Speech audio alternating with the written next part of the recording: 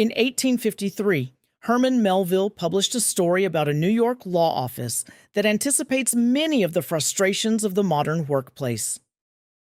It centers on a Scrivener, a professional law copyist named Bartleby. The narrator is an elderly lawyer who runs a snug business among the bonds and mortgages of Wall Street. He is a man who avoids conflict at all costs, preferring the quiet tranquility of his retreat to the turbulence of a courtroom. His office functions like a predictable machine.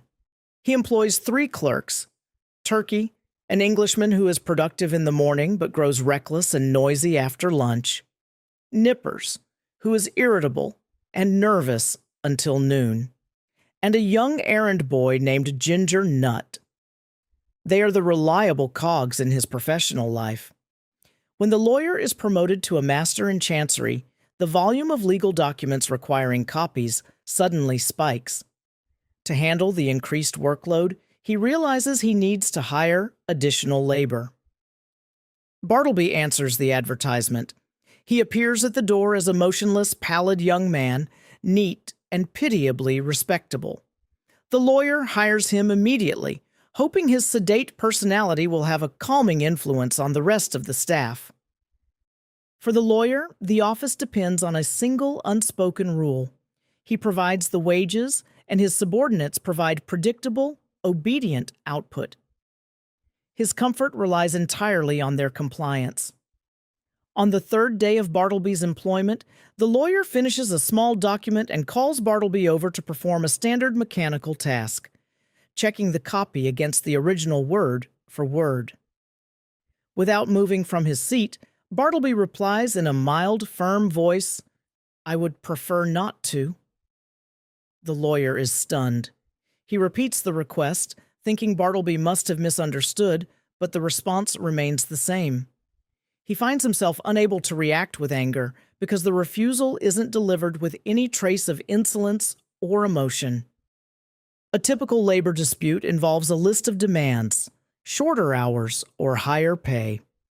Bartleby offers no such leverage. He simply stands in a state of non-compliance, leaving the lawyer with no professional protocol to handle an employee who is neither productive nor hostile. The refusal quickly spreads to every part of Bartleby's job. He soon prefers not to run errands to the post office or help the other clerks. Eventually, he informs the lawyer that he has permanently given up writing and copying altogether. He spends his days standing motionless behind a high green folding screen. His only activity is staring blankly out a small window at a dead brick wall located just 3 feet from the glass. The lawyer tries to dislodge him through logic, then through bribes, and finally through threats. He points out that copyists are bound by common usage to examine their work, but Bartleby remains unmoved by the rules of the office. Because Bartleby shows no anger and makes no threats of his own, he effectively neutralizes the lawyer's authority. The employer cannot find the angry spark required to justify a violent dismissal. Traditional workplace leverage is designed for people who have fears or desires. Bartleby has neither. He has no social attachments and no visible needs, making him immune to the standard pressures of the labor market. The lawyer's bewilderment turns to alarm one Sunday morning. He stops by his office before church and finds the key resisted by something inserted from the inside.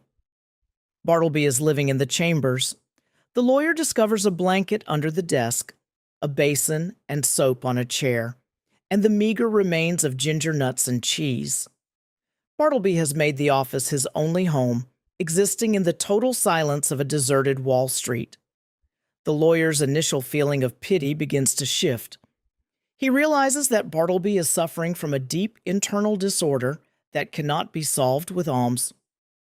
The Scrivener's absolute solitude becomes a source of fear and repulsion. Unable to force the man to leave, the lawyer reaches a desperate conclusion.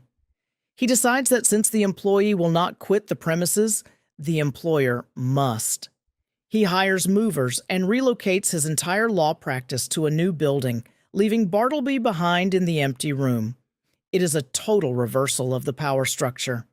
The boss is so defeated by the clerk's passivity that he has to flee his own office to regain his peace of mind. The building's new tenants lack the lawyer's patience. When Bartleby refuses to leave the hallways, they have him arrested as a vagrant and removed by the police. He is taken to the New York City jail known as the Tombs. The heavy Egyptian-style masonry of the prison creates an atmosphere of oppressive gloom, even in the outdoor exercise yard. The lawyer visits him there, still feeling a sense of responsibility. He bribes the prison's grub man to provide Bartleby with quality meals, hoping to improve the Scrivener's condition through material comfort. But Bartleby issues his final refusal, stating that he prefers not to dine. He quietly starves, and the lawyer eventually finds him curled up at the base of the prison wall, having finally ceased to exist. The lawyer's late attempt at charity failed because it addressed the body when the crisis was spiritual. He offered food to a man who had lost the will to participate in the world itself. Following the funeral, the lawyer hears a rumor that provides a possible context for Bartleby's behavior. Before coming to Wall Street, he had been a clerk in the dead letter office in Washington. His job was to sort through undelivered mail, thousands of letters intended for the dead or the ruined, and prepare them for the flames. He handled the lost hopes, the useless pardons, and the charity that arrived too late to save anyone. The narrator concludes with a final lament. Ah, Bartleby! Ah, humanity! He suggests that Bartleby is the end result of a mechanical society that isolates the individual until the soul simply hollows out.